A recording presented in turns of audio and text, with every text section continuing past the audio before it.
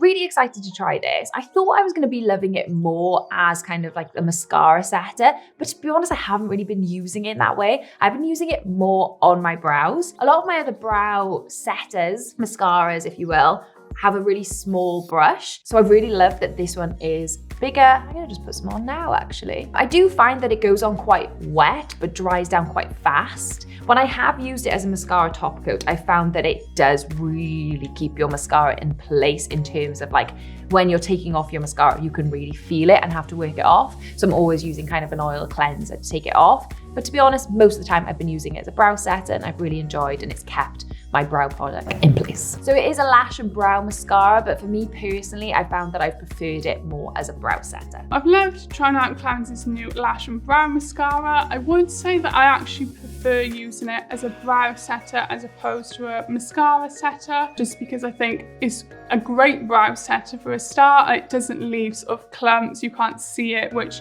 I love because I have used some sort of gel setters in the past where you can just see the clumps, which I don't like. When using it as to set mascara, it does work really well. It definitely sets them in place, but I think for me, it's actually a little bit trickier to remove from the lashes. So I do prefer just kind of using my normal mascara, and that sort of sees me through the day well. But yeah, I definitely would recommend it as a brow setter. So I've been trying the Lash and Brow Mascara by Clarins. For me, I am very fussy with my brows, very particular, so I have them laminated and I like the brows individually to stay in its place. I think this would be great for people that want more of a subtle brow, whereas I like really bushy, big brows. My mum likes the subtle look, so I want to give this to her and I can't wait to see how she finds it. Clarins Lash and Brow Double Fix Mascara has been an interesting one for me. When I started the trial, I did say I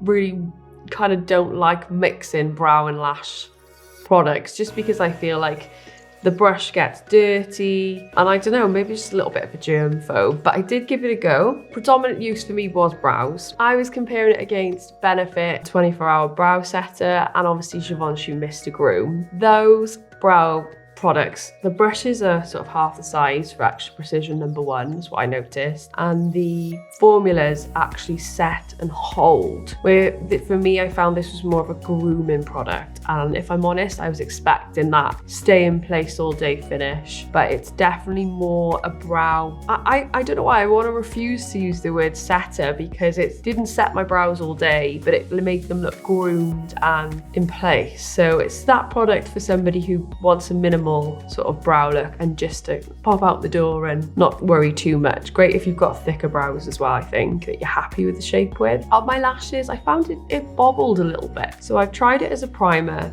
I've tried it as a single mascara, and I've also tried it as a top coat. So using this as a primer, I definitely found that my mascara looked more defined and lasted longer. The curl held longer too, which was great. Using it as an alone product, I really did miss the color. I missed the sort of black or brown definition from a normal mascara. So the curl held, but I still feel like they weren't as defined enough. So great again if you love a clear mascara for that reason. You will love it. There's no reason why you wouldn't. Using it as a waterproof top coat, my tests are probably a bit too vigorous for this. So my test was an intense HIIT cardio session, and it did unfortunately smudge and not be waterproof. However, in the rain on a commute to work, it did hold up. So there is definitely levels that it waterproofs, and I think my test was a bit too unfair really. But yeah, interesting product for me. It's more of a skincare element in the makeup bag, more of a conditioning one. If you like your brows to be very defined, sort of the laminated look that lasts, I would